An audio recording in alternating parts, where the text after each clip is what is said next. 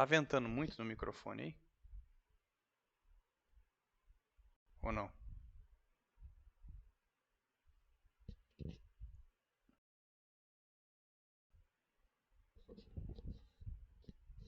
Que eu coloquei o ventilador aqui no talo, que tá muito quente aqui dentro, tá foda. Então, beleza. Galera, hoje nós vamos falar da força elétrica, tá? Então, assim, nunca caiu no Enem, tá? Uma questão de força elétrica. Então, por isso a gente vai dedicar, assim, um tempinho, né? Mas a gente não vai ficar bitolado nisso aqui, pegar aqueles exercícios mais complicados para fazer e tal, né? Aqueles negócios de livro do Ita para fazer, não. Isso aqui não cai no Enem, tá no cronograma. Então, se cair, vai cair de uma forma simples, na minha opinião. Uma análise experimental, alguma coisa relacionada à equação, tá? Então, eu tentei colocar na apostila de sala exercícios mais conceituais, não exercícios muito difíceis. Tá? Agora, o que é certeza é que cai circuitos elétricos na prova, né?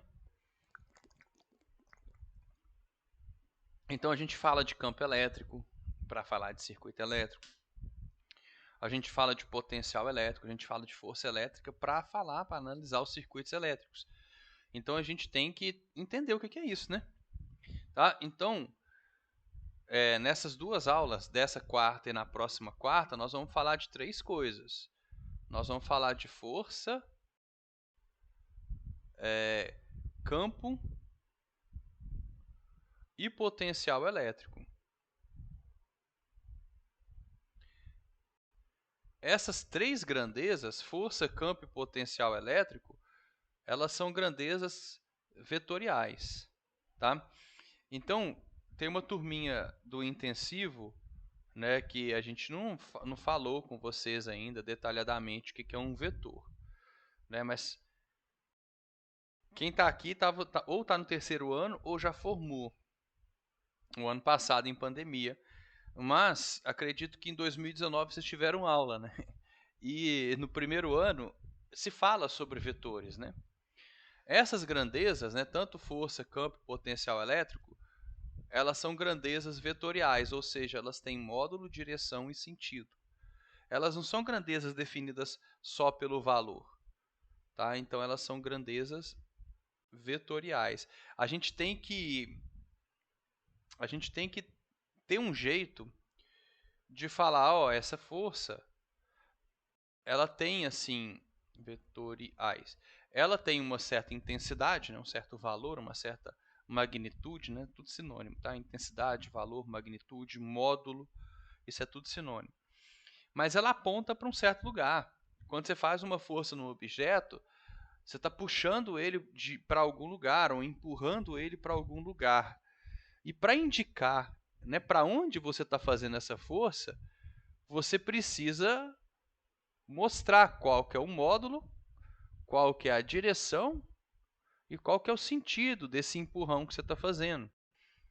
Isso vale para o campo elétrico, não vale, o potencial elétrico aqui, força e campo elétrico, potencial elétrico que sobrou na maionese, que o potencial elétrico ele não é vetorial. Força e campo elétrico, tá? Fui na empolgação aqui. O potencial elétrico ele é uma grandeza escalar, ele é mais fácil. Força e campo elétrico são grandezas vetoriais. O potencial ele é escalar, é um númerozinho, ele é mais fácil. Então, essas grandezas vetoriais elas têm módulo é valor, tem direção e elas têm sentido também. E isso tudo está condensado numa seta. Isso tudo está condensado aqui, ó, em um vetor que a gente fala.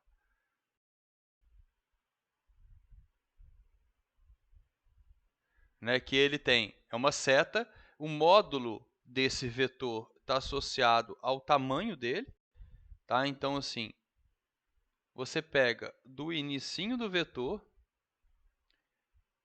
até o final dele, até a pontinha dele, ó. Ficou meio torto, até a pontinha mesmo dele. Esse tamanho vai indicar o módulo dele.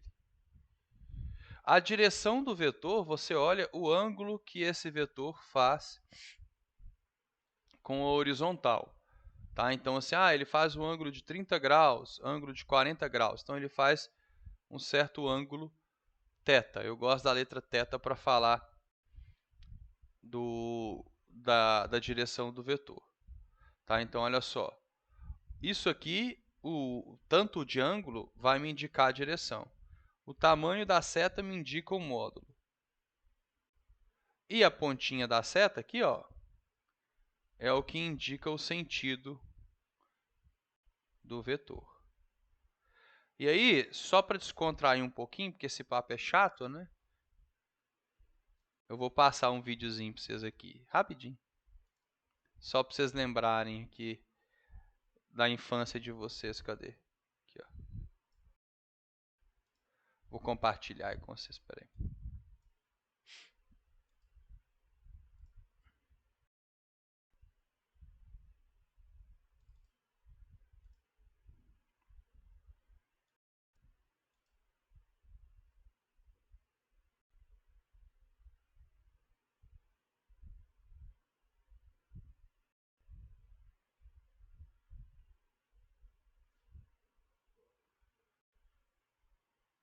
Vamos lá?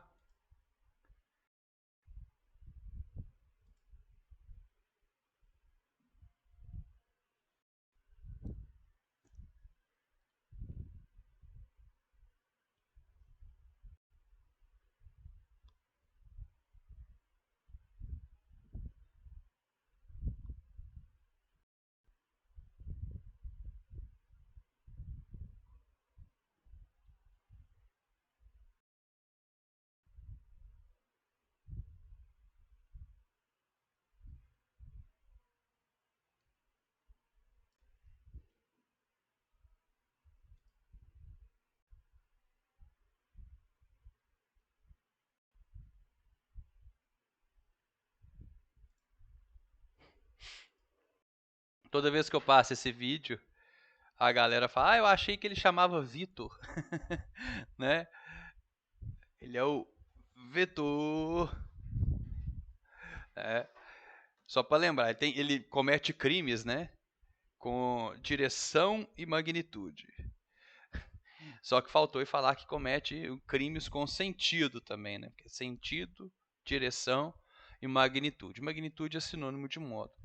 Então, quando você vai falar de força e campo elétrico, né, você pode somar duas forças ou somar dois campos elétricos e não necessariamente isso dá um valor maior. Hã? Como assim?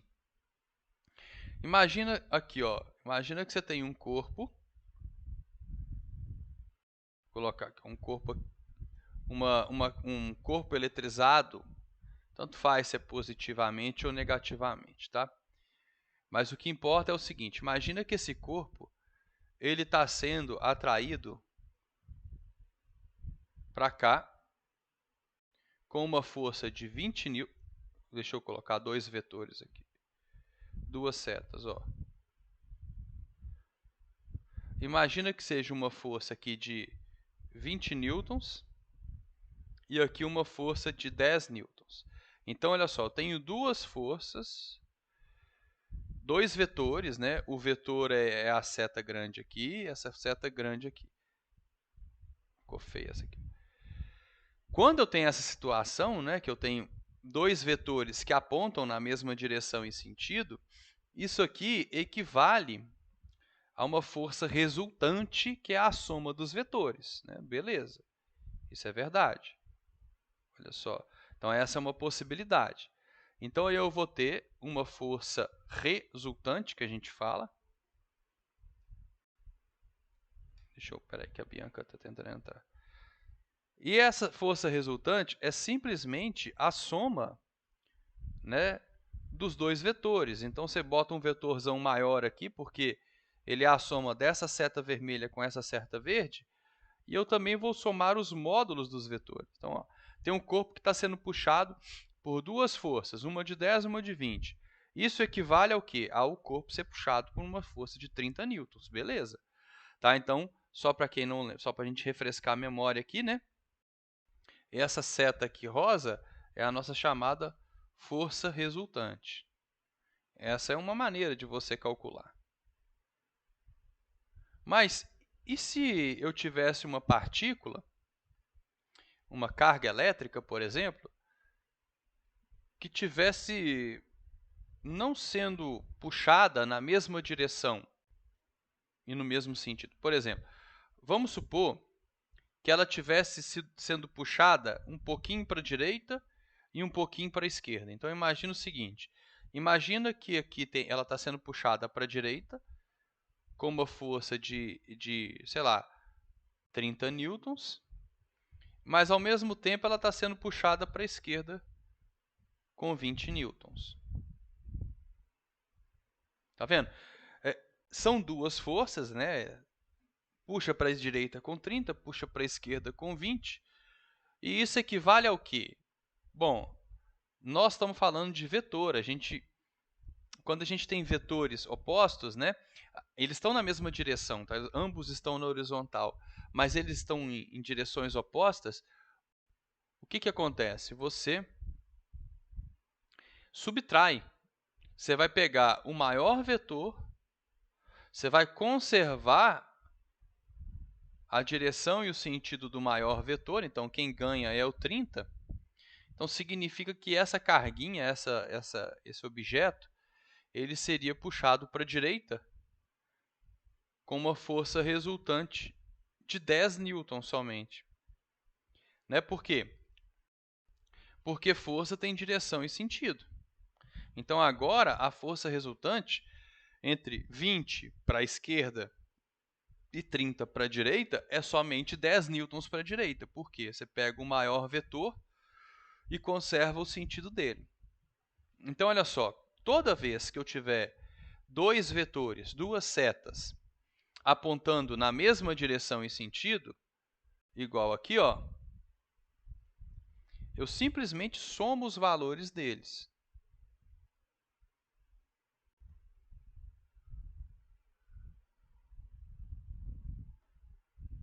Mesma direção, ou seja, a inclinação dos dois vetores é a mesma, e sentido. É uma primeira opção. Então, você vai fazer o quê? Simplesmente somar os módulos. E tem a opção dos vetores estarem na mesma direção. Então, pode ser ambos na vertical, ambos na horizontal, porém, sentidos opostos.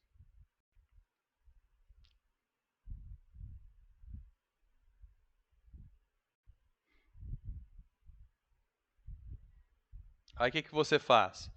Você vai subtrair os vetores, e é sempre o maior vetor menos o menor vetor. Né? Ganha o maior vetor. Bom, se fosse só assim, estava fácil, né? Se fosse só mesma direção e sentido, era de boa. E se eu tiver uma partícula que está sujeita a duas forças assim, ó, perpendiculares entre si?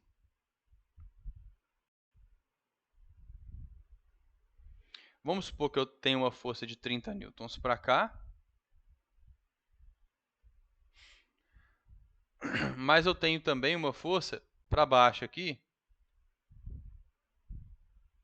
de 40 newtons. Ou seja, essa partículazinha aqui, um corpo qualquer, está sendo puxado, não precisa ser necessariamente uma força elétrica, qualquer força. Tá sendo puxada para cá por 30 newtons, e aqui ela está sendo puxada com 40 newtons. Bom, não é mesma direção e sentido, isso, formando ângulo de 90 graus. E não é direção e sentido oposto. Então, aqui eu tenho esses dois vetores, e eles são perpendiculares entre si, eles formam um ângulo de 90 graus entre si. O que eu faço, João? Para onde que essa partícula vai receber a força resultante dela? E quanto que essa força resultante vai valer?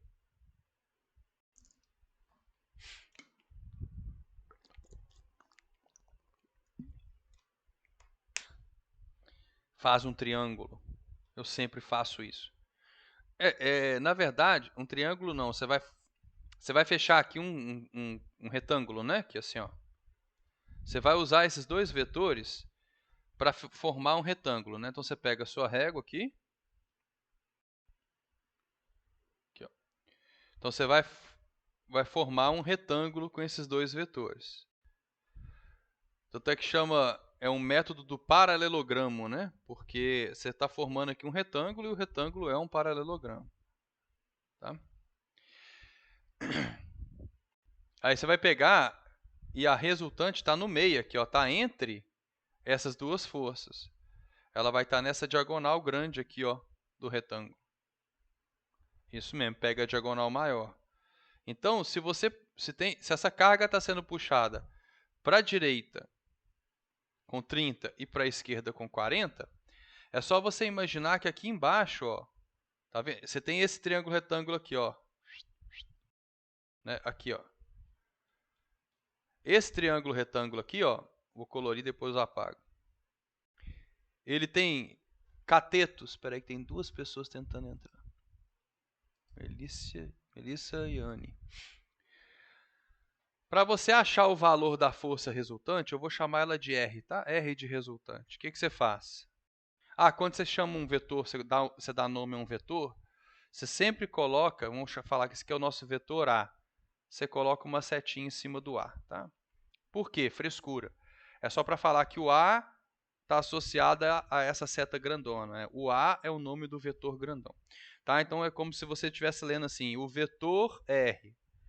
Essa setinha em cima da letra significa uma expressão. O vetor com o nome de baixo, R.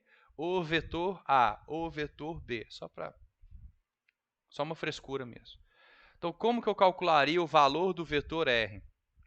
Você faz R ao quadrado igual a 30 ao quadrado mais 40 ao quadrado. Porque todo vetor, escuta bem o que eu vou falar, todo vetor pode ser pensado como a hipotenusa de um triângulo retângulo. Esse triângulo retângulo aqui, ó, que tem lados 40 e 30. Então, ele é a hipotenusa de um triângulo retângulo, tá vendo? E esse triângulo, então, você usa o teorema de Pitágoras. Aqui eu teria R ao quadrado igual a 900 mais 1.600. Então, R ao quadrado seria 2.500. Ou seja, o R seria 50 newtons. É lógico, né? Eu fiz 30, 40 para dar 50 ficar mais fácil. Então, se eu tiver vetores perpendiculares significa fazendo um ângulo de 90 graus, eu tenho que fazer esse teorema de Pitágoras, né? Eu imagino que o vetor é a hipotenusa de um triângulo retângulo. Então, são vetores perpendiculares. Bom, essa aqui é mais uma regra. Só cheio de regra, né? Mesma direção e sentido, soma. Mesma direção e sentido contrário, subtrai. Ganha o lado do maior. A resultante vai apontar para o lado do maior. Se os vetores forem perpendiculares, mete um teoremazão de Pitágoras, né? Os dois vetores que são perpendiculares viram os catetos e o vetor resultante é a hipotenusa. E a última fórmula, a última possibilidade, só tem 4 pelo menos. Né? E se os vetores forem oblíquos?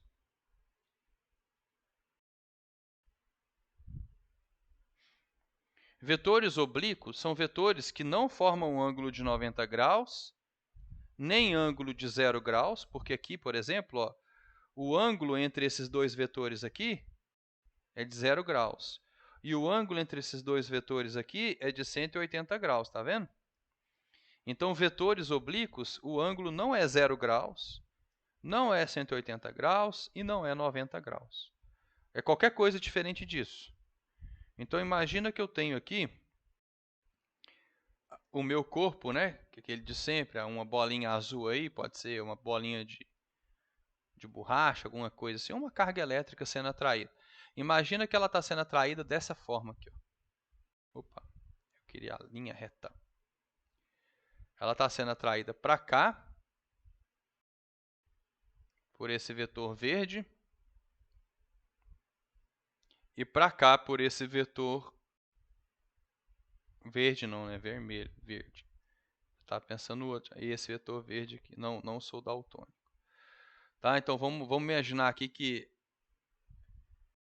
eu tenho aqui um vetor de 60 newtons, um de 80 newtons, e esse ângulo aqui, ó, não é 90, igual era aqui, não é 0 e não é 180, é de 60 graus.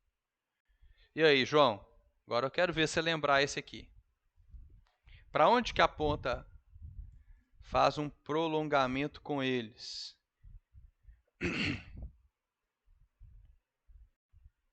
O verde em cima, isso mesmo. Eu vou pegar aqui, ó. Opa. Eu vou pegar uma régua, colocar em cima do verde e andar com essa régua até a ponta do vermelho. Então eu vou meio que fazer um pontilhado aqui, fingindo que é esse vetor verde, como se ele estivesse aqui em cima. Aí eu vou pegar a minha régua e vou colocar ela paralela em cima aqui do vermelho, para ficar na mesma inclinação do vermelho. Aí eu arrasto para cá, ó. E aí eu vou prolongar aqui, ó, como se o vermelho estivesse na pontinha do verde, tá vendo? E eles se encontram aqui nesse ponto. O vetor resultante vai estar nessa diagonal grande aqui, ó.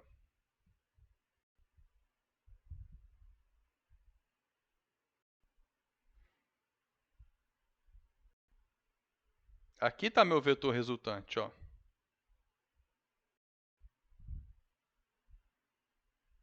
Então, nesse aqui, onde a gente tinha vetores perpendiculares, o que a gente fez? A gente fez um teorema de Pitágoras. Nesse aqui, a gente faz um negócio gigantão. Então, eu vou fazer uma vez só e vamos torcer para não cair nada desse jeito. Mas você vai ter registrado aí para você lembrar, vai que você lembra no dia, né? Eu acho difícil, na pressão do Enem, alguém lembrar dessa fórmula gigante aqui, ó. É assim. Vamos falar que esse vetor aqui é o vetor A, tá? E esse vetor aqui eu vou apelidar ele de vetor B. Então, o que eu faço? R ao quadrado, que é a resultante, é igual a A ao quadrado, mais B ao quadrado. Ah, isso aí é teorema de Pitágoras, não acabou. Mais 2 vezes A vezes B. Ah, tá fácil de lembrar. Ainda não acabou. Vezes o cosseno do ângulo entre eles. Tá? Então, quando forem vetores oblíquos, não é a lei dos cossenos, Guilherme. A lei dos cossenos, ela é usada para você fechar um triângulo. A lei dos cossenos, ela seria para você achar esse lado aqui, ó. Tá vendo? Se eu quiser saber o tamanho desse lado aqui, é a lei dos cossenos. Aí tem um menos aqui. Então, se você quiser saber o lado de um triângulo, aí você faz a lei dos cossenos. Isso aqui chama regra do paralelogramo mesmo. Mas parece, né, com a lei dos cossenos, isso mesmo. É só trocar o sinal. Então, por exemplo, quanto que daria aqui? Ó, é r ao quadrado igual a 60 ao quadrado mais 80 ao quadrado mais 2 vezes 60 vezes 80 vezes o cosseno dos 60 graus ali. Vou fazer rápido, tá, na calculadora aqui, só para não estender muito, só a aplicação da fórmula. Então, olha só, 60 ao quadrado, 80 ao quadrado, 2, 60, 80,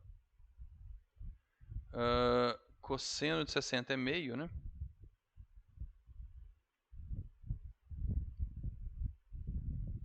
Aí tem que tirar a raiz quadrada, deu 121,6. Tá, porque eu inventei os números agora? Então, daria 121,6 newtons de resultante. Tá bom? Só jogar na calculadora esses valores aqui e tal. Tirar a raiz quadrada. Só para vocês terem noção. São quatro possibilidades. Apontando para o mesmo lugar, só somar. Apontando para lados opostos, subtrai. Apontando aqui na diagonal de vetores perpendiculares, aí você faz o clássico teorema de Pitágoras, né? R ao quadrado igual a ao quadrado mais b ao quadrado. Acabou. Agora, se o ângulo entre os vetores não for de 90 graus, for um ângulo qualquer, aí você tem que somar esse termo aqui, mais 2 vezes A vezes B vezes o cosseno do ângulo. Tá? A gente vai precisar disso aqui porque a gente vai trabalhar com força e com campo elétrico. O campo elétrico é a mesma coisa, ele é uma grandeza vetorial, você vai usar essas mesmas regras. Toda grandeza vetorial você tem que trabalhar assim. Quais são as grandezas vetoriais? Quem lembra de cabeça aí?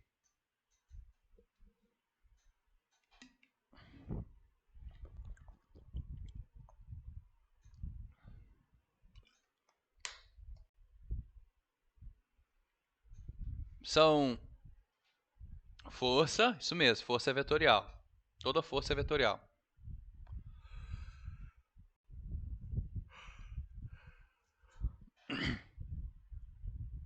Gravidade é força.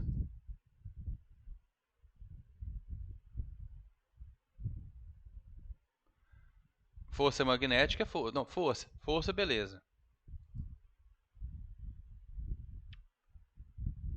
Velocidade. Velocidade é vetorial, boa. O que mais? Aceleração, boa. Então, força, velocidade e aceleração. Tá faltando aqui, ó, duas principais aí.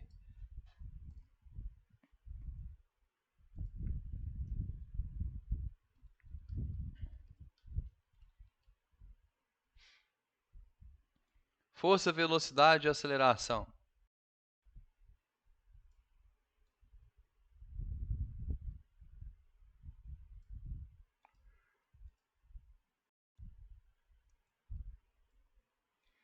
Velocidade depende do que, gente? A velocidade depende de uma grandeza vetorial também, que é a grandeza primordial da cinemática. E isso mesmo, Yasmin, deslocamento. Então, deslocamento, velocidade, aceleração, força. Está faltando a mais importante de todas. Aquela grandeza vetorial que ninguém consegue escapar dela. Nenhum fenômeno físico consegue diminuir ou aumentar essa grandeza. Essa grandeza sempre se conserva. Ah, está faltando duas, os campos. Todos os campos são vetoriais. Essa que eu estou falando, não, energia é escalar. Essa grandeza que está faltando aí, ela é mais importante que energia. Porque energia ela pode se converter em massa. Mas essa grandeza vetorial que está faltando, ela não converte em nada. Ninguém cria ela, ninguém destrói ela, ela sempre se conserva.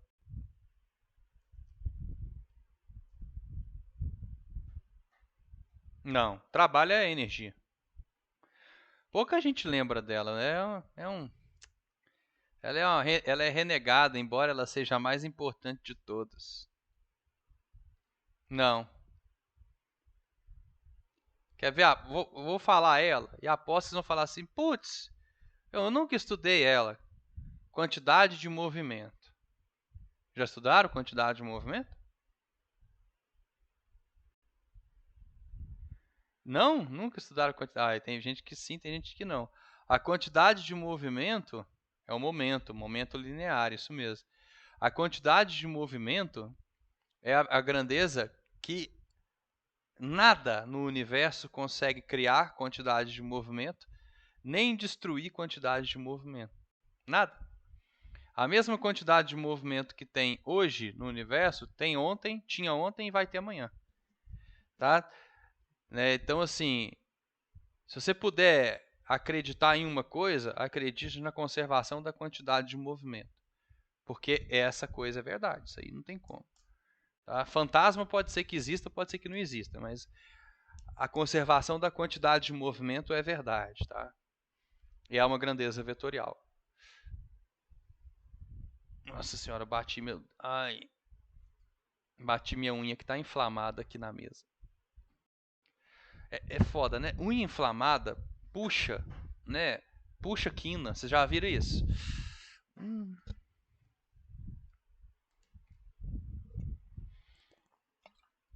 Eu fui cortar minha unha e arranquei uma pelinha, sabe? Quando inflama a unha.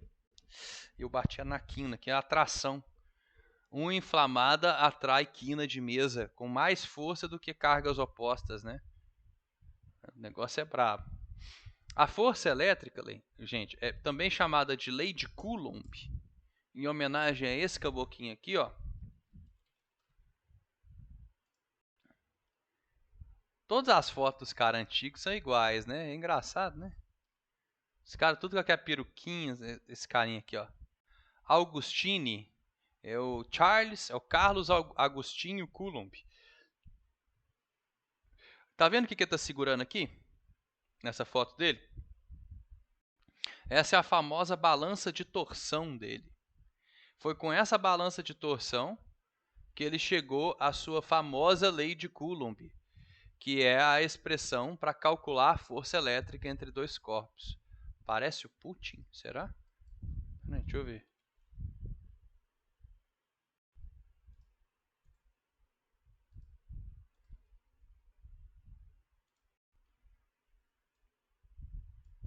Lembra, não lembra o Putin? Um pouquinho? Tá bom, Melina. Abraço, até mais. Parece o Putin, ó. Um pouquinho mesmo. Nem tanto, né? Mas o que esse cara fez? Esse experimento dele, chamado a balança de torção, tanto é que ele fez um retrato dele, né? Uma pintura dele segurando esse experimento dele, deixou ele famoso. Foi a partir desse experimento que eu vou colocar aqui, ó, balança. Eu vou mostrar para vocês porque eu acho assim, se uma questão de lei de Coulomb cair, vai cair, tem que ser contextualizada. E para contextualizar uma questão de lei de Coulomb, só se for em cima da balança de torção do cara. Né? Porque eu faço muita questão, eu já trabalhei fazendo questões de vestibular, eu já tive questão minha publicada no Enem, infelizmente eu não posso falar qual, né, por força de contrato, mas não pode, né, João? Aí eu vou processado, eu vou preso, e você já sabe o que acontece com esquerdista na cadeia no governo atual, né? Tô fudido. Né? Nunca mais vocês vão ter notícia do Abud, imagina.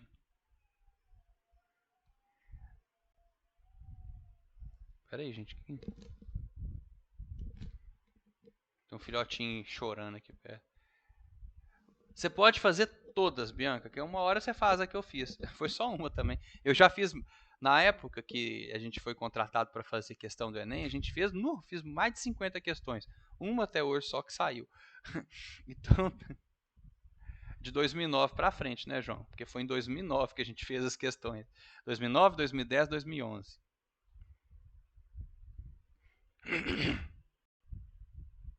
A que for dele, capaz dele sorrir. Pois é. Toda questão do Enem ela tem que ser contextualizada, ela tem que trazer uma situação, um problema. E eu não consigo pensar em outra maneira de contextualizar uma questão da lei de Coulomb se não for com a balança de torção. Tá? Presta atenção aqui. Tá vendo que tem uma haste com uma bolinha aqui? Essa haste ele introduzia no buraquinho ali. Essa esferinha ela era eletrizada com alguma carga. E a esfera lá do meio também era eletrizada. Primeiro você pegava essa esfera aqui, né? Descia ela eletrizada e encostava na esfera lá de dentro. Você encostava na esfera de dentro para poder eletrizar ela por contato. Aí você tirava essa esfera de lá, neutralizava ela, e aí você ia eletrizando ela com diferentes cargas. E ia aproximando ela da esfera lá de dentro. Por que chama balança de torção?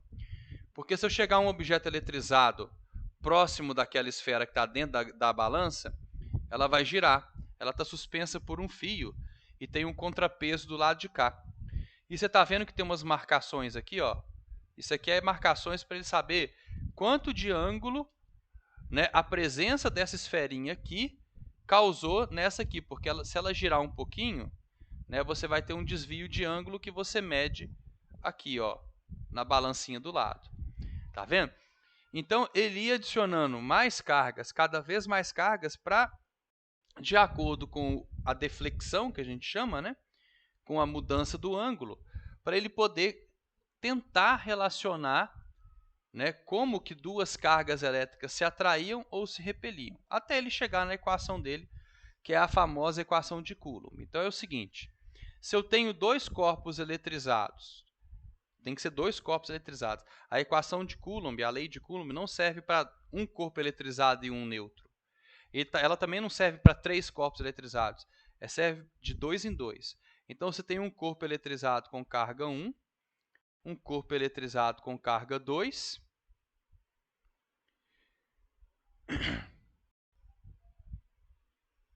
e aqui você tem uma direção na qual essa força vai aparecer.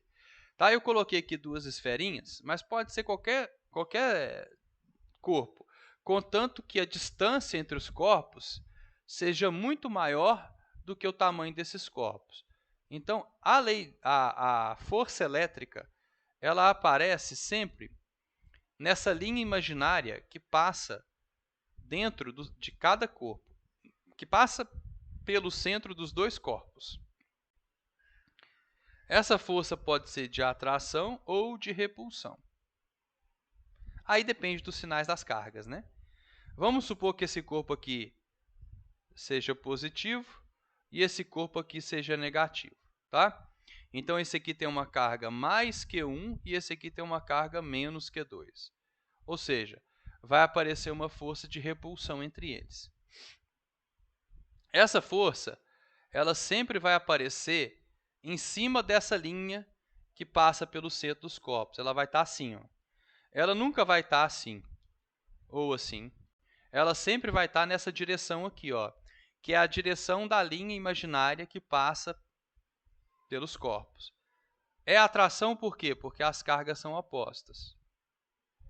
Detalhe, essa força, ela sempre vai ter o mesmo valor nos dois corpos.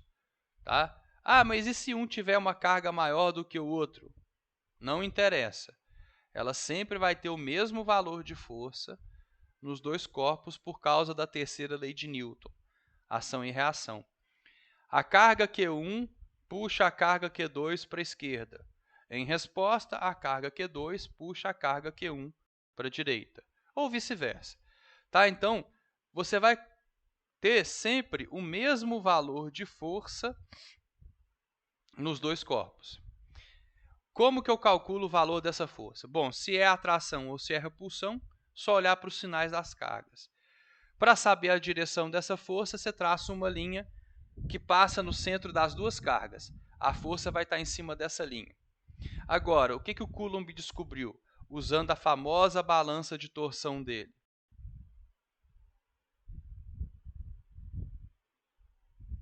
Ele descobriu uma equação, esse aqui é o Coulomb, para calcular essa força.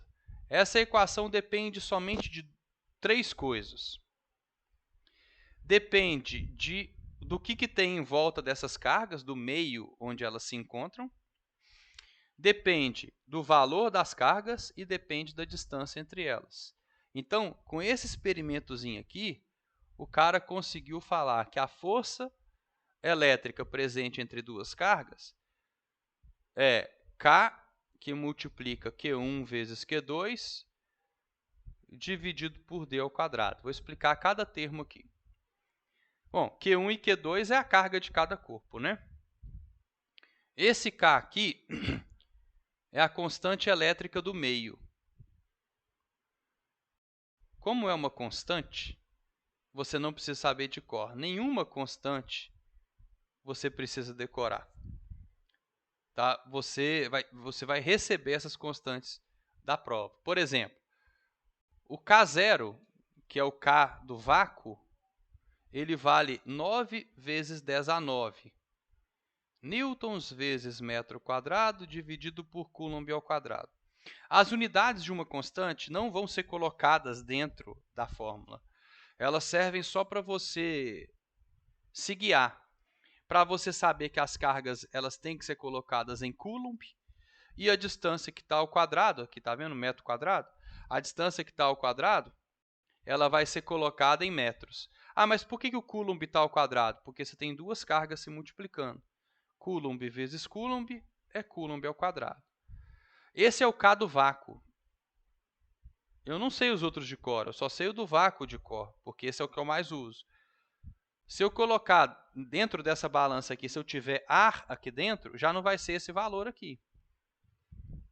Eu vou ter que procurar numa tabela. Se eu encher isso aqui de água, já não vai ser o mesmo K. Eu vou ter que achar o K da água. Tá? Então, o K é a constante elétrica do meio. E D é a distância entre essas cargas. Lembrando que D tem que ser em metros. E essas cargas aqui, ó, elas têm que estar em coulombs. Não vale milicoulombs, não vale microcoulombs, não vale nanocoulombs, não vale picocoulombs, não vale nada disso. O que é milicoulomb? Quem lembra? Microcoulomb, nanocoulomb e picocoulomb. Mili é 10 a menos 3 coulombs. Então, se falasse, eu tenho uma carga aqui de 2 milicoulombs. Na verdade, ela é de 2 vezes 10 a menos 3 coulombs. Micro, 10 a menos 6 coulombs. Nano é 10 a menos 9 coulombs. E pico é 10 a menos 12 coulombs. Você tem que saber isso de cor? Tem. Porque se você for fazer uma questãozinha no vestibular, no Enem, e precisar substituir na fórmula, não pode entrar milicoulomb na fórmula. Só pode entrar coulomb. Então, isso aqui, ó, essas tabelinhas que a gente passa sempre com essas potências de 10, tem que decorar. Não adianta. Mili, micro, nano, pico, que são as negativas, mili, micro, nano, pico, quilo, mega, giga, tera. Essas são as que tem que preocupar mais. Mas a eletricidade você não vai encontrar quilocoulombs, não existe isso, porque seria uma quantidade de carga assim muito grande. Tá? Isso aparece mais na energia mecânica e tal. Beleza? Ficar atento também com o seguinte.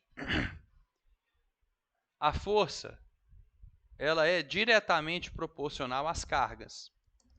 Então, se eu dobrar uma carga, eu dobro a força. Por exemplo, se eu triplicar uma carga e duplicar outra carga, a força aumenta 6 vezes, porque elas se multiplicam, né? Dupliquei uma carga, multipliquei a outra por 5. A força aumentou quantas vezes? 10. Porque a força é diretamente proporcional à carga, às cargas. Tá? A gente escreve assim, ó, a força, a matemática ela condensa as coisas, né? A força é diretamente proporcional a Q1 e Q2, ao produto das cargas.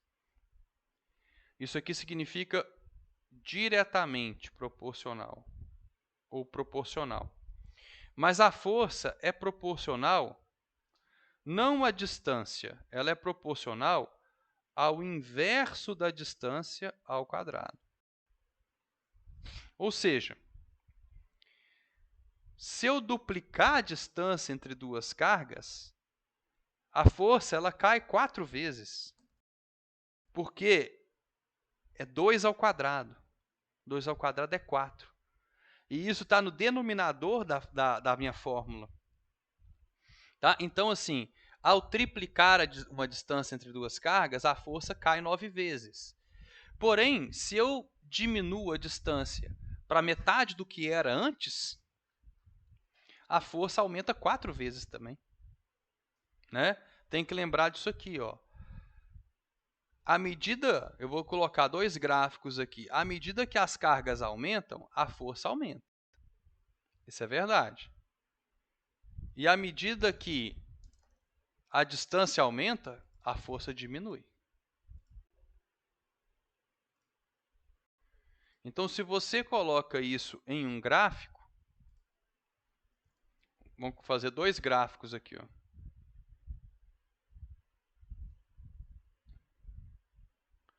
Um gráfico de força em função do produto das cargas, Q1 vezes Q2. Como que é isso? Bom, se o produto das cargas for zero, ou seja, se alguma dessas duas cargas for zero, ou se as duas forem zero, não tem força, não dá para calcular através da lei de Coulomb.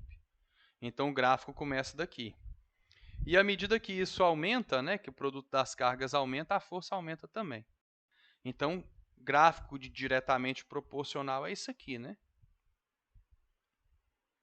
Agora, como que é um gráfico de uma coisa que é inversamente proporcional à outra, hein? Como que seria um gráfico da força em função da distância? Como que é?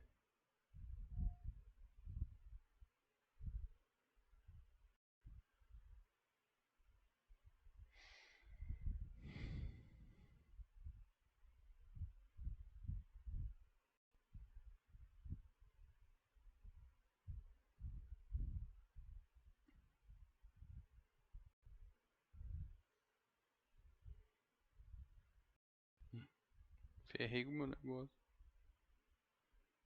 Como é que chama isso, hein? Eu nem vou conseguir usar isso aqui, peraí. Do jeito que eu fiz.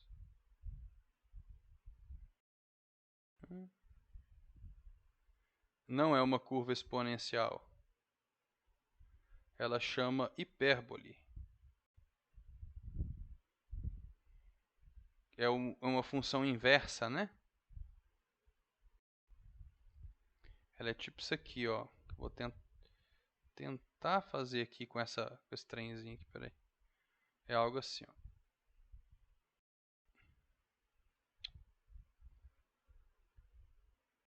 Deixa eu desenhar aqui. Ela não pode encostar nem no eixo Y, nem no eixo X. Ela faz assim, ela vai chegando pertinho do Y, mas não chega. Ela vai chegando pertinho do X, mas também não encosta. Ela vai fazendo assim, ó.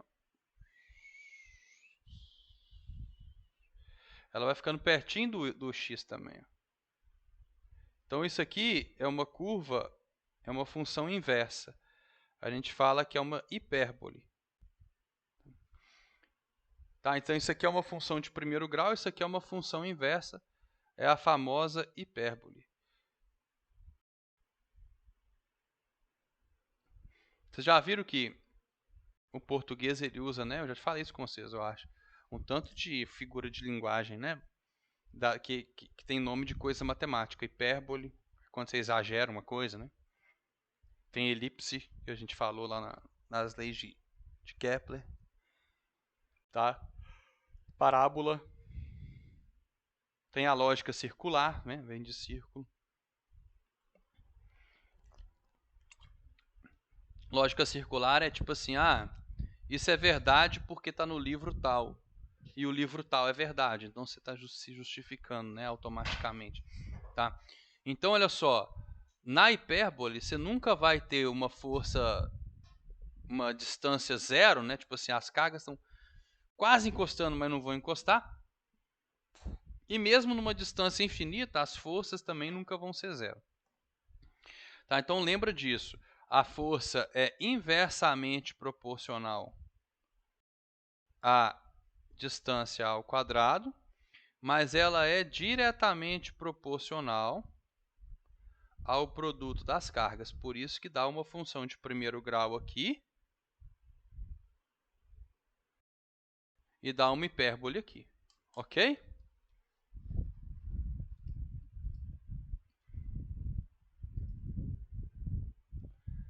Tranquilo?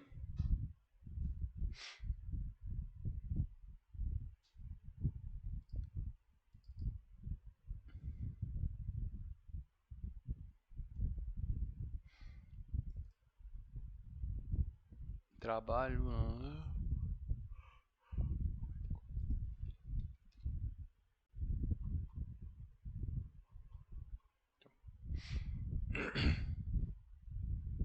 Esse tipo de questão aqui cai muito, ó. Que tá aqui no vestibular da PUC do Rio de Janeiro. Tá? Não é um tipo de questão que eu acho que possa cair na prova do Enem.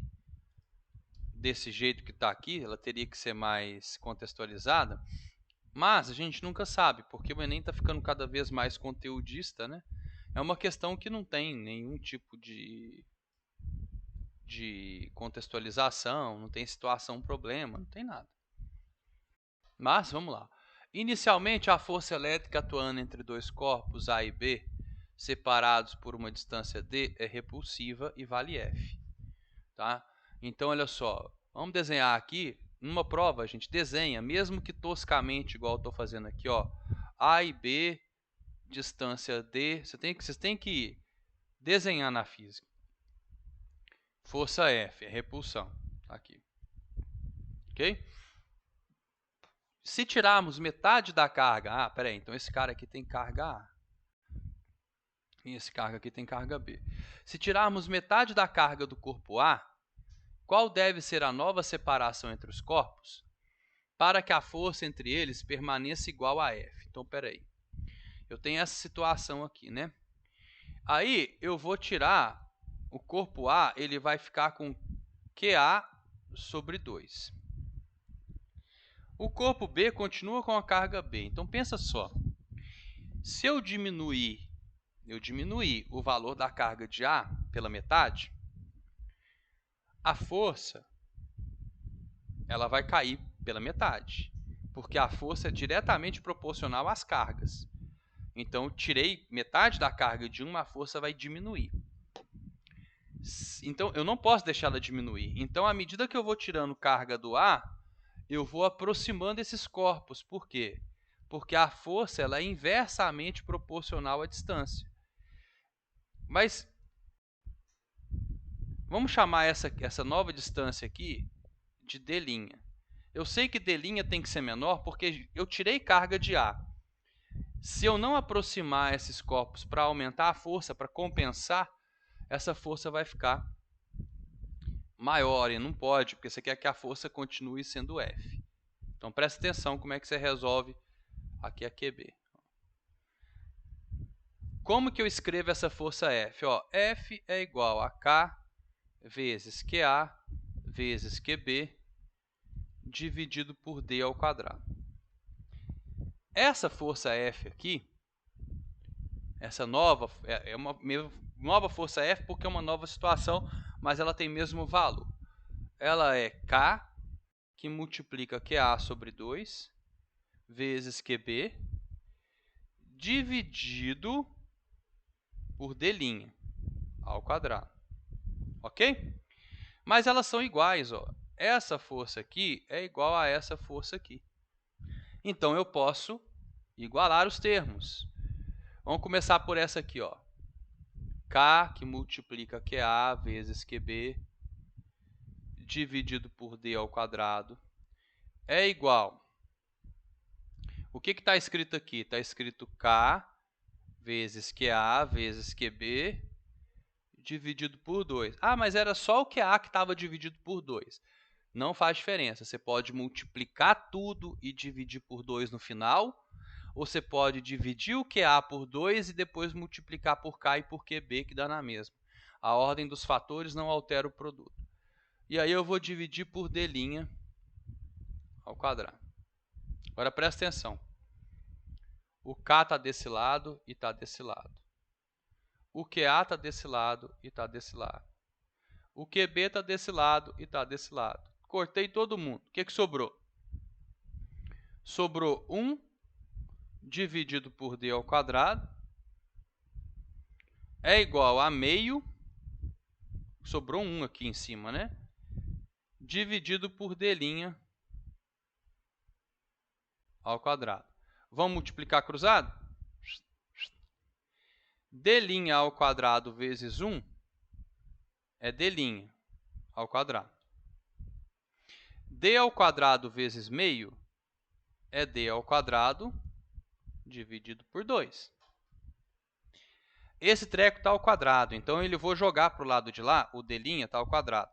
Eu vou jogar para o lado de lá uma raiz.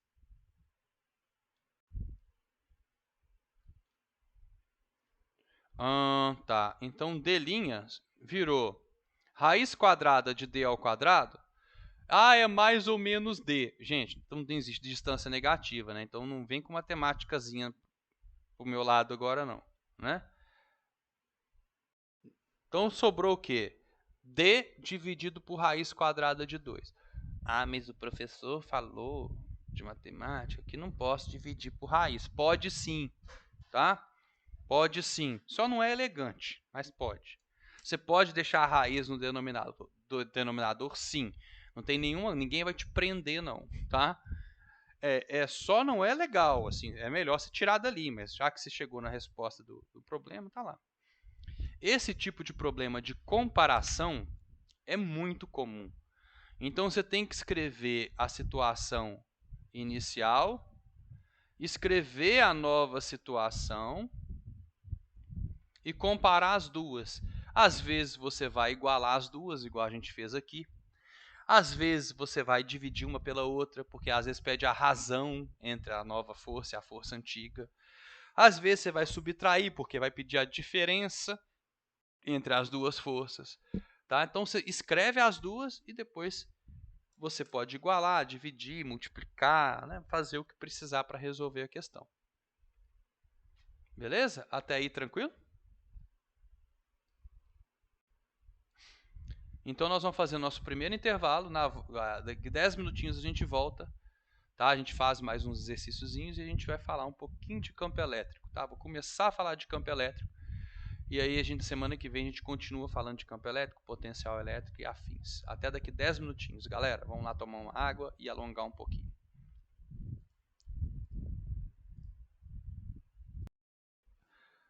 As cargas pontiformes Q1 e Q2. Pontiformes significa que elas são pequenininhas. E por elas serem pequenininhas, você pode utilizar a lei de Coulomb. Tá? Se as cargas fossem muito grandes, a lei de Coulomb não serviria. E aí como é que eu faço? Aí você não faz, aí não cai no segundo grau. Então, só cargas pontiformes, tá? Posicionados em pontos fixos, conforme o esquema, mantém em equilíbrio a carga elétrica pontiforme alinhada com as duas primeiras. Então, olha só. De acordo com as indicações do esquema, o módulo da razão Q1 dividido por Q2 é igual a quanto? Olha só. Q1 e Q2, elas mantêm essa carga Q em equilíbrio. Essa carga Qzinha em equilíbrio. Então, vamos supor que Q2 ela faça uma força de repulsão em Q1. Em Qzinho. Se Q1 fizer uma força de repulsão também, não vai ficar em equilíbrio. Por quê? O que é equilíbrio? Equilíbrio significa que a soma das forças é zero. Significa que a força resultante é zero. Significa que não tem nenhuma força resultante atuando sobre esse Qzinho. Então significa, eu vou colorir Q2 de vermelho só para você saber, a força que ela faz é a força vermelha. Se Q2 faz uma força de repulsão, Q1 tem que fazer uma força de atração. Com o mesmo valor. Mas e se Q1 repelir e Q2 atrair? Tanto faz. O que interessa é que a força feita por Q2, seja de atração ou de repulsão, ela tem que ser oposta à força feita por Q1, mas tem que ter o mesmo valor. Senão o Qzinho não fica parado. Então presta atenção. Essa força aqui eu vou chamar de F2 e essa força aqui eu vou chamar de F1.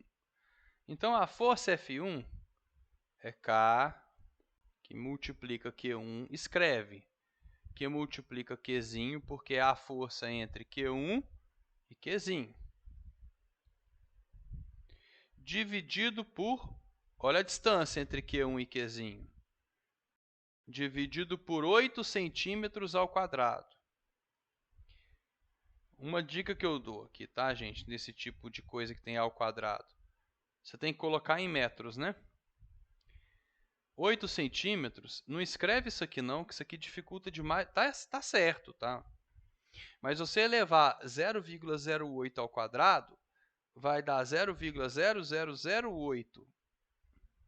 É complicado mexer com isso. Então, em vez disso, você escreve em potência de 10.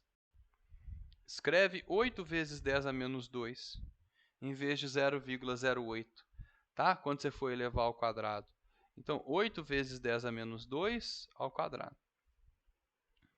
Então, a força F1 é K, Q1 vezes Qzinho, dividido por 64, que é 8 ao quadrado, vezes 10 a menos 4. Beleza. A força F2 é K vezes Q2. Q2, né, agora, ó, é Q2 e Qzinho que estão interagindo, tá? Vezes Qzinho, dividido por 2 centímetros. Olha a distância entre Q2 e Qzinho. Então, é 2 centímetros. É 2 vezes 10 a menos 2 ao quadrado. Então, F2 vai ser K, Q2, vezes Qzinho, dividido por 4, vezes 10 a menos 4. Eu sei o valor de F1 e sei o valor de F2. Então, aqui, ó, F1 está aqui, F2 está aqui. O que o problema me perguntou é a razão de Q1 e Q2. Se eu quero a razão de Q1 e Q2, sabendo que F1 e F2 têm que ser iguais, eu vou igualar. Né? F1 e F2 não têm que ser iguais? Tem, porque a força resultante é zero. Então, se F1... Oi, diga. Não. É porque é a distância entre Q1 e Qzinho.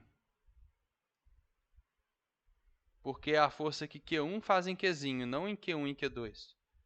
É 6, é verdade. Onde que eu arrumei 8? É 6.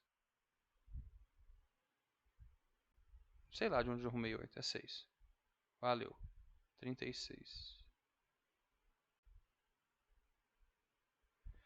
Então, valeu. 36. Aí nós vamos fazer F1 igual a F2.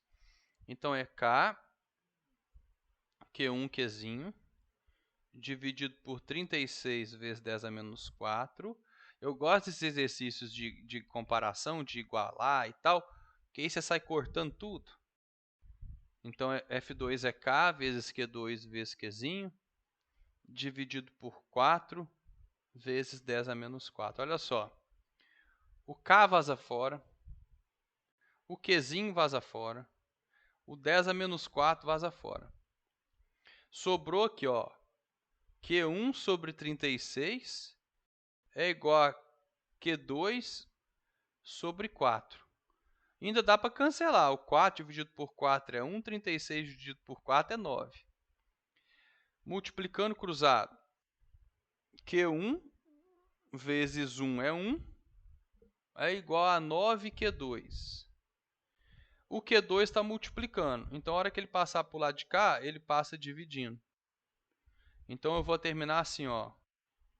Q1 sobre Q2 é igual a 9. Letra B. Ah, isso dá trabalho demais. Dá trabalho, mas não é a coisa mais difícil do mundo de resolver, não. Você tem que saber a fórmula e saber conceitos tipo, o que é equilíbrio? Equilíbrio significa que as forças elas estão somadas, né? Elas vão dar zero. Isso é equilíbrio. Opa, salvei no formato errado. Peraí.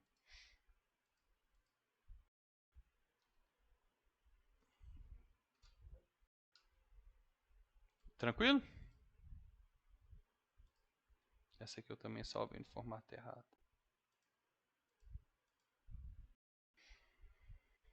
Bom, então força elétrica está aí. Vamos falar um pouquinho de campo elétrico.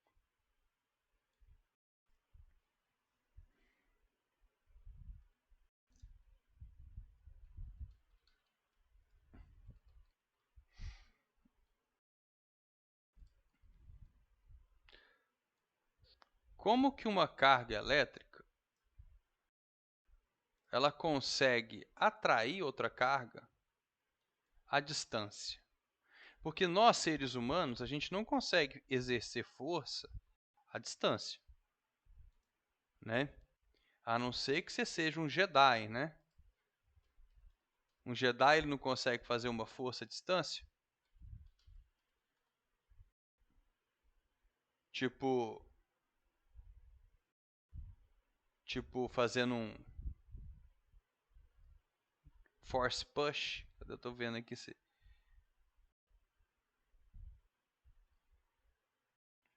Ah, aqui, ó. Deixa eu ver. Não, não é isso, não. Eu queria mostrar a cenazinha do filme, né? O Jedi vai e começa a lutar, ele vai e empurra outra pessoa sem encostar, né? Isso eles chamam de force push. Deixa eu ver se essas... Isso a gente não consegue fazer. Ah, esse é o vídeo que tá aqui, a cena de zoação. É vídeo de zoação. Force push, né? Empurrando, force pull, puxando. Ia ser legal se a gente conseguisse fazer, né? Tem pessoas que falam que elas têm uma certa telecinese, né? Já ouviram falar em telecinese? Não. Pessoas que conseguem mover objetos com a mente, tá? Isso não é possível, tá? Nós seres humanos, para exercer força, a gente precisa de contato. Mas existem duas forças no nosso dia a dia, três forças na verdade, porque no segundo grau a gente divide. É porque eu ia falar força eletromagnética e força gravitacional. Só que no segundo grau a gente divide a força elétrica, força magnética e força gravitacional. Então são três. No nosso dia a dia, assim, mais comum a gente enxergar essas três forças que atuam à distância. Tipo a força gravitacional, né? A Terra puxa a minha canetinha para baixo, mas a Terra não precisa estar em contato com a caneta para ela ser puxada para baixo. Se eu soltar a caneta aqui, a caneta cai, gravitacionalmente ela é puxada para baixo e ela está no ar, ela não está em contato com a Terra. Né? Se eu atrito um pente no meu cabelo e tal e chego perto de um papelzinho, o pente atrai o papelzinho, mas é uma força que atua à distância. E todo mundo já brincou com ímãs, né? Quando você coloca ímãs de mesmo polo, polos iguais, eles se repelem. E polos iguais, eles se atraem. Parece com força elétrica, mas não é. Todas essas três forças que atuam à distância, elas são forças que atuam através de um campo. Então, o campo elétrico é uma entidade, é uma coisa que transmite a força elétrica. Tá? O campo elétrico é uma maneira de você explicar ele. O campo elétrico é o agente responsável por transmitir uma força elétrica para outra carga.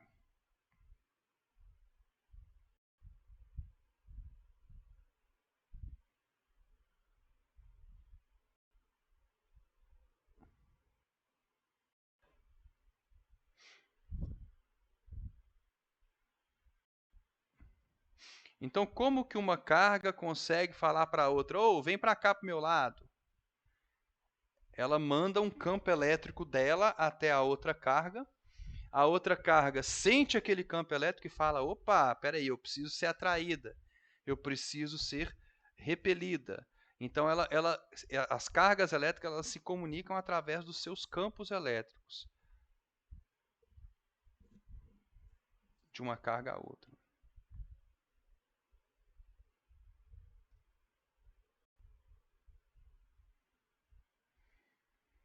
Tá? Essa maneira de pensar é uma maneira de pensar simples, né? Porque, por exemplo, o que faz a caneta cair? A caneta cai porque ela sente um campo gravitacional da Terra em torno do planeta. A Terra gera um campo gravitacional em torno dela. E é ao sentir esse campo gravitacional, um outro corpo é atraído pela Terra. Todo corpo com massa gera um campo gravitacional em seu entorno, ao seu redor. Só que esse campo gravitacional depende da massa do corpo, né? Então, nós estamos sempre perto de um corpo muito massivo, que é o planeta Terra. Então, o campo gravitacional gerado pela Terra é muito maior do que o campo que você gera em torno do seu corpo. Tá? Então, por exemplo, como que a Terra atrai a Lua? A Lua está a 380 mil quilômetros de distância da Terra. Mas a Lua, ela é atraída pela Terra porque ela está ali no meio do campo gravitacional da Terra. Ela está ali mergulhada no campo gravitacional da Terra. Então, para duas cargas se atraírem, elas têm que estar mergulhadas, uma no campo elétrico da outra. Então, existe o campo elétrico, o campo gravitacional e o campo magnético. Cada um é responsável, né, por gerar, por transmitir cada respectiva força, né? Então, imagina só. Imagina que aqui eu tenho uma carga positiva. Nós vamos fazer aos pouquinhos aqui juntos. Ó. Aqui tem uma carga positiva. Deixa eu colocar ela. Pode ser. Deixa eu pensar como é que eu vou fazer isso aqui. Vou colocar aqui. Carga positiva, nós vamos colocar ela de vermelhinha e a carga negativa de azul. Tá? Você pode colocar da cor que você quiser. Então essa carga aqui ela é positiva e essa carga aqui é... ela é negativa. Quem pensou nisso aqui a primeira vez, pensou da seguinte forma, na verdade, propôs da seguinte forma. Pensou, né? Foi o Millikan, tá? Eu vou até caçar aqui e vou mandar para vocês Cosmos Eletricidade. Que é legal vocês assistirem, é o dever de casa para vocês assistirem. Deixa eu ver se é esse aqui. É esse mesmo.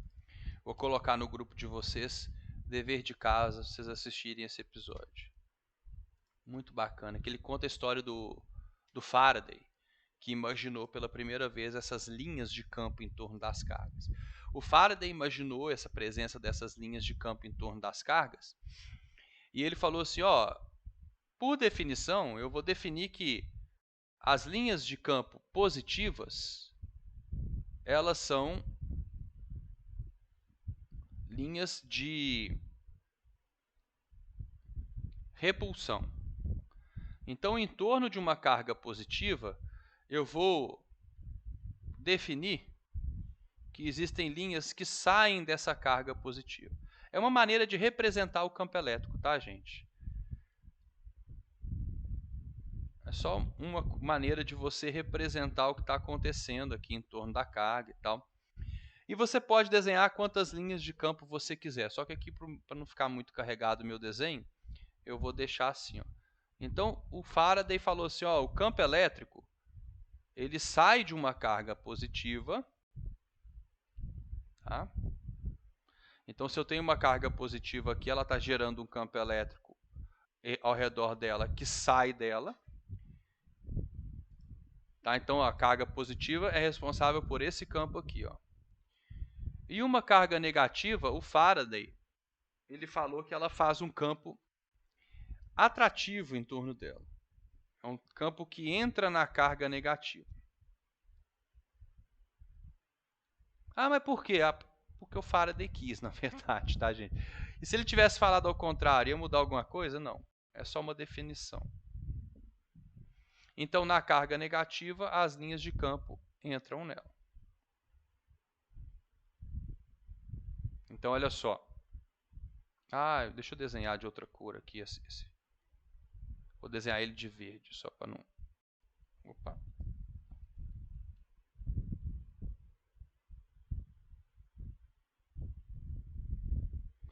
Só para ficar diferente, porque ali depois eu vou colocar os dois campos ao mesmo tempo. Então, o campo verde é o campo da carga negativa, tá? Só para não ficar... Olha só. Isso tudo foi pensado pelo Faraday. Depois eu vou mostrar um experimento aqui, não sei se vocês já viram, de um experimento de um ímã batendo numa cama elástica cheio de ferro, pozinho de ferro, aí você vê as linhas de campo em torno de um ímã. Tá? Aqui, campo elétrico, dá para você ver, campo magnético também. Então aqui tem o campo elétrico da carga negativa, tá? Então as duas definições, ó. As linhas de campo, que a gente desenha o campo elétrico. As linhas saem da carga positiva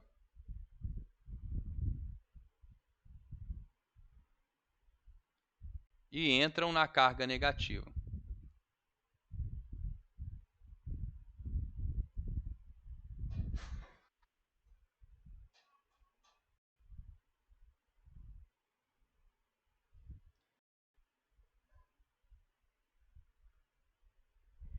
Outra definição.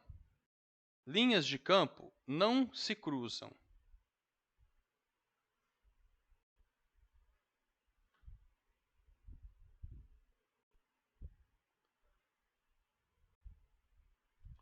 Elas são infinitas. Ou seja, elas começam numa carga positiva e vão para o infinito. Ou elas vão do infinito e acabam numa carga negativa. A proximidade das linhas tem a ver com o valor do campo. Então, a proximidade mostra a intensidade do campo, onde o campo elétrico é mais forte. Então, vou mostrar aqui, ó. Pega aqui o campo da positiva. Onde o campo é mais forte? Aqui ou aqui? Uai, é só você olhar onde as linhas estão mais próximas. Nesse pontinho aqui, nesse lugar do espaço, o campo é mais forte. Por quê? Porque as linhas estão mais próximas aqui do que aqui. Então, quanto mais próximas essas linhas estiverem, maior vai ser a influência dessa carga positiva naquele lugar. Tá bom?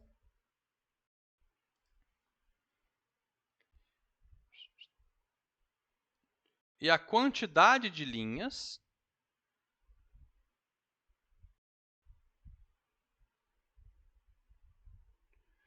é proporcional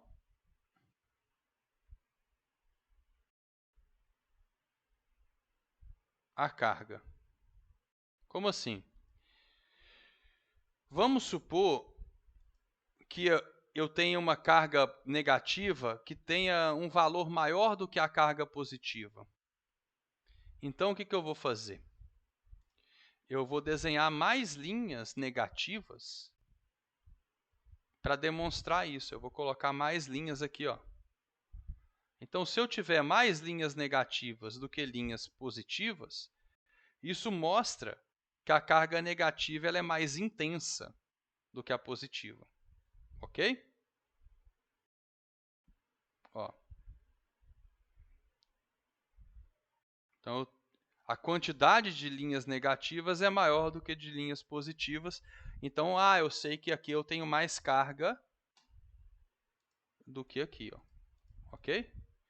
E como é que funciona essa ideia do Faraday? Bom, segundo ele, quando uma carga negativa sente um campo elétrico, então, por exemplo, aqui, ó, outra coisa, você tem que pensar que o campo elétrico ele é como se fosse um fedor, como um CC. Você exala um CC em volta de você se você ficar um tempo sem usar desodorante. Né? Quanto mais próximo a pessoa tiver de você, maior o fedor. Né? Maior vai ser a intensidade desse campo. Porém, uma carga nunca sente o próprio campo.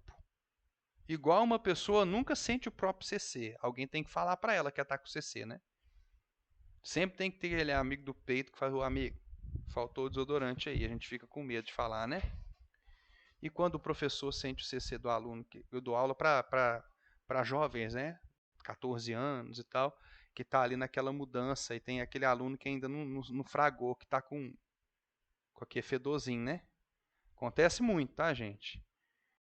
Vocês têm as caras de falar assim pro amiguinho? Você fala, ô, velho, acho que tá faltando aí o desodorante. Difícil, né? porque a pessoa não sente. Então, olha só, a carga negativa, a força na carga negativa é contrária ao campo.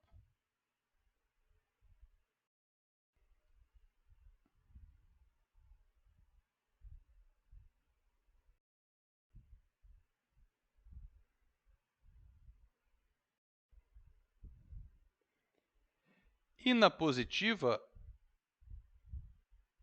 é a favor do campo.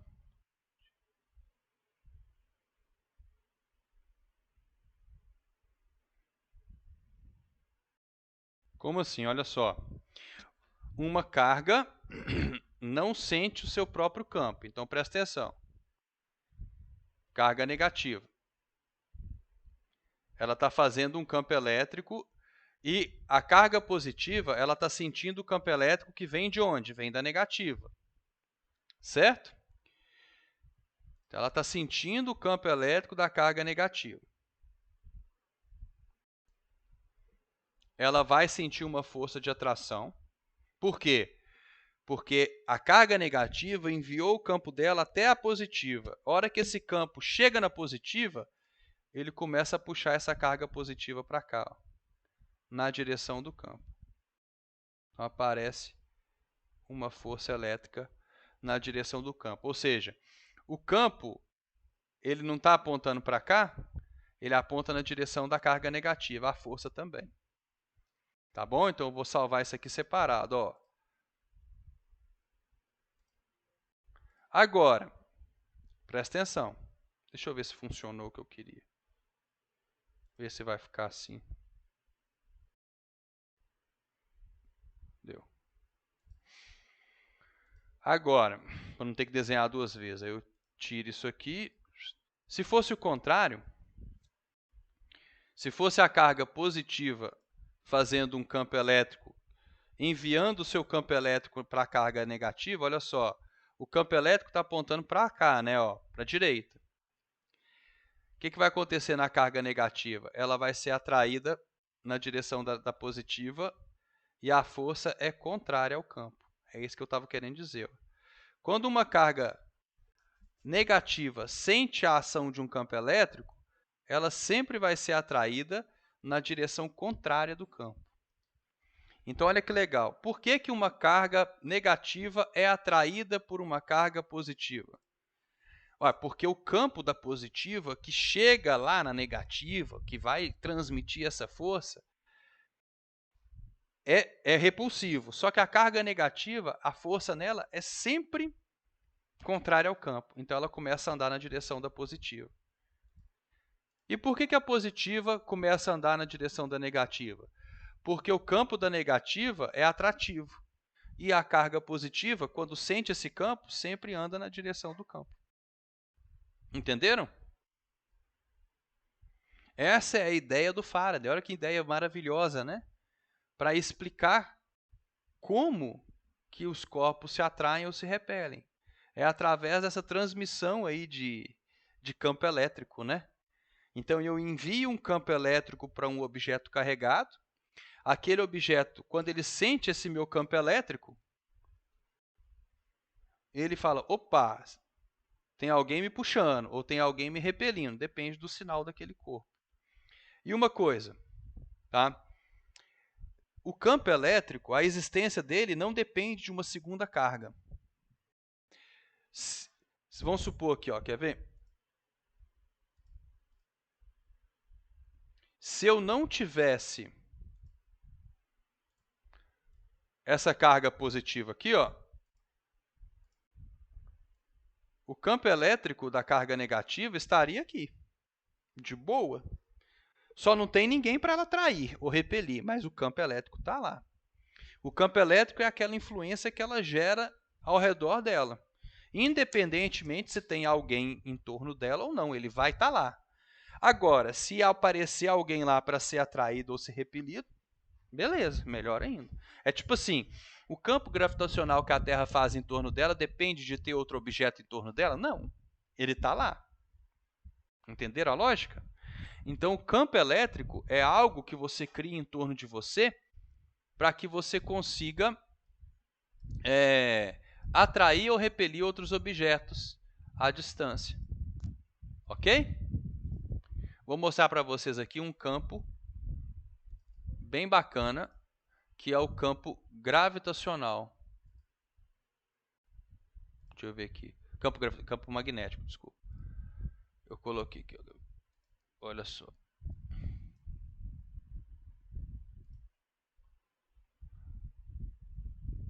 Olha isso aqui, ó. Olha esse. É um experimento seguinte. O cara vai, aqui tem uma borracha, alguma coisa, e aqui tem limalha de ferro e aqui tem um ímã. Não é um objeto carregado, mas o campo magnético também tem linhas de campo e dá para você ver em torno do ímã. É mais fácil que um campo elétrico. Olha só. É rápido, né? Aí olha devagar em câmera lenta. Olha que legal. Dá para ver as linhas de campo em torno do ímã. Tá vendo? Olha só as linhas aqui em volta do ímã. Olha que bacana. E olha o ferro sendo atraído em direção ao ímã. Olha que legal. E ele vai caminhando nas direções da linha de campo. Olha lá. Então, é uma entidade, é algo que existe em torno dos corpos. Não é algo assim aleatório. Está lá. Beleza? Existe. Só que aqui é um campo magnético, tá? Em volta da Terra tem essas linhas gravitacionais, tem. Tanto é que quando a Terra dá uma mexidinha assim, o campo magnético, o campo gravitacional da Terra muda e cria ondas gravitacionais que foram previstas pelo Einstein e que foram detectadas há pouco tempo atrás. Se eu pego uma carga elétrica e mexo ela, eu gero uma oscilação no campo elétrico. Quer ver? Ó? Vou mostrar para vocês aqui, abrir aqui.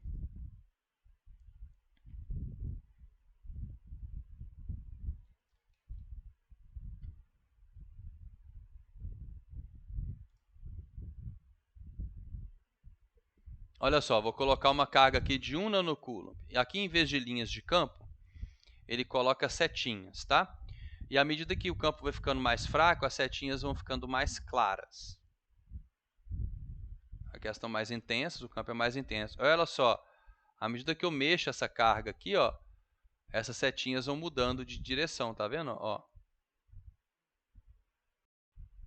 para mostrar o campo elétrico em torno da carga positiva. Em torno de uma carga negativa, as setinhas apontam para ela, tá vendo? Então, em vez de linhas de campo, ele colocou essas setinhas aqui. Tem outro simulador, Electric Field Simulator. Esse aqui, ó. Cadê? Vamos ver se é esse aqui.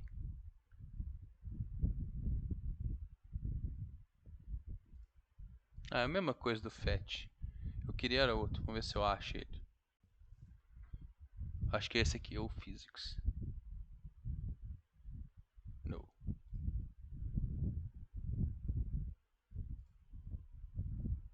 É esse aqui, ó, que eu gosto.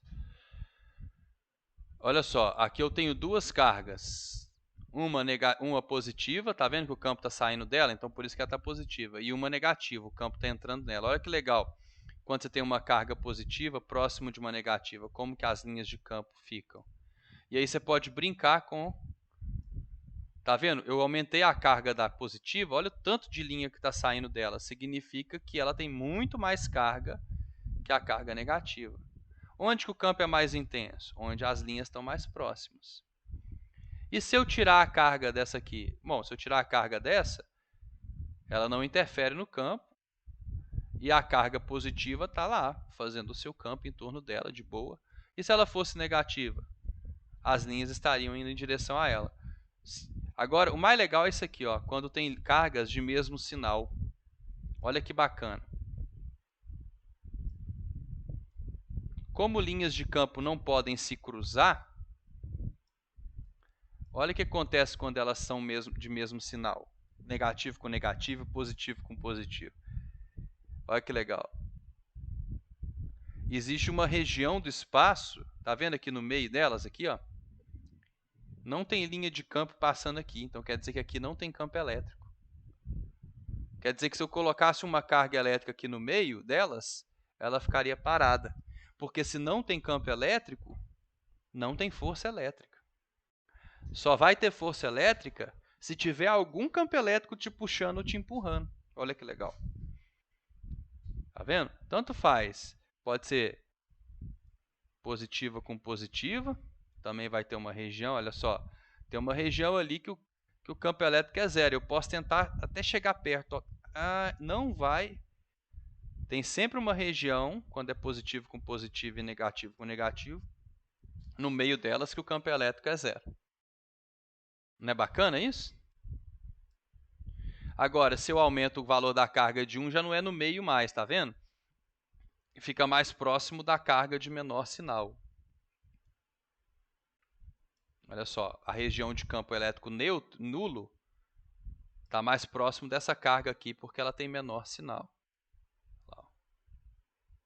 Então, sempre quando você tem cargas de mesmo sinal, tem um ponto do espaço onde o campo elétrico é nulo.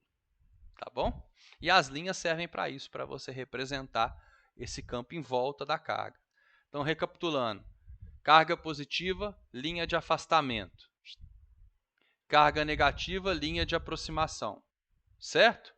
Linhas não se cruzam e são infinitas. Se for positiva, vai para o infinito. Se for negativa, vem do infinito. Beleza? E você pode usar essas linhas para mostrar, né, como que é a atração ou repulsão entre dois corpos. Ok? Quarta-feira que vem a gente vai aprender a calcular o campo elétrico, o vetor campo elétrico, e nós vamos falar de potencial elétrico também. Então, tchau, galera. Até a nossa próxima aula. Um abraço para vocês. Se cuidem e boa vacinação amanhã, né? Tchauzinho. Até mais. Até a próxima.